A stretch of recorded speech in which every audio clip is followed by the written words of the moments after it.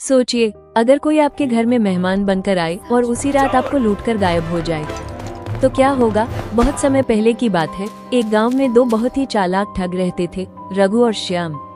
दोनों इतने शातिर थे कि दूर दूर तक उनकी ठगी की कहानियां मशहूर थी। वे हमेशा किसी नए शिकार की तलाश में रहते थे। एक दिन उन्हें खबर मिली, पास के गांव में एक घर में नई बहू आई है और वो सोने चांदी के गहनों से लदी हुई है। बस फिर क्या था, दोनों की नीयत खराब हो गई। रघु बोला, आज अगर दिमाग से काम लिया तो बहुत बड़ा माल हाथ लग सकता है। दोनों ने एक खतरनाक योजना बनाई। रात का समय, सन्नाटा और एक चालाकी भरी साजिश। रघु औरत बनकर घर के अंदर जाएगा और श्याम बाहर से दीवार में छेद करके चोरी करेगा। रात होते ही रघु साड़ी पहनकर घूंघट निकालकर एक बूढ़ी औरत बन गया। घर के अंदर महिलाएं गाना बजाना कर रही थी और रघु चुपचाप उनमें जाकर बैठ गया।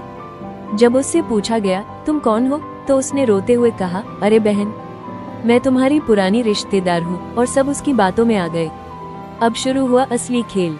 रघु गाने लगा, ऐसी बिलकवा करियो रे श्याम, और इसी गाने के जरिए वो श्याम को इशारे देने लगा कि क्या क्या चुराना है। उधर श्याम धीरे धीरे दीवार में छेद करके अंदर घुस गया और बर्तन सामान सब चुराने लगा। इसी बीच नई बहू को बाहर जाना पड़ा। घर वालों ने रघु से कहा, जीजी आप बहू को साथ ले जाइए। रघु तो इसी मौके का इंतजार कर रहा था।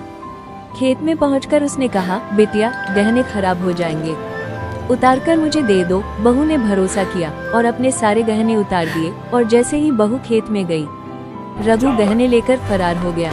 जब तक घर वालों को सच्चाई पता चली, तब तक बहुत देर हो चुकी थी। दीवार टूटी हुई थी, सामान गायब था और बहू के गहने भी। रघु और श्याम अपनी चालाकी से सब कुछ लूटकर भाग चुके थे। इसलिए कहा जाता है, अजनबियों पर आंख बंद करके भरोसा कभी मत करो। अगर आपको ऐसी दिलचस्प कहानियाँ पसंद हैं, तो चैनल को सब्सक्राइब जरूर करें।